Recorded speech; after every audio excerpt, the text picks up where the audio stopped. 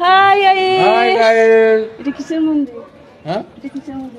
ওই রাধাকৃষ্ণ মন্দিরে একটা আমরা রাধা কৃষ্ণ মন্দিরে বেড়াতে এসেছি সবাই। Hello guys. দাদা কোথায়? তারাপীঠে এসে আমরা রাধা কৃষ্ণ মন্দিরে দেখতে এসেছি, রাধা কৃষ্ণ মন্দির দেখতে এসেছি সবাই মিলে। এই বলো, এই হ্যালো গাইস, তোমরা দেখো। Hello guys. ভেতর জয় জয় জয় ফটো তুলিনি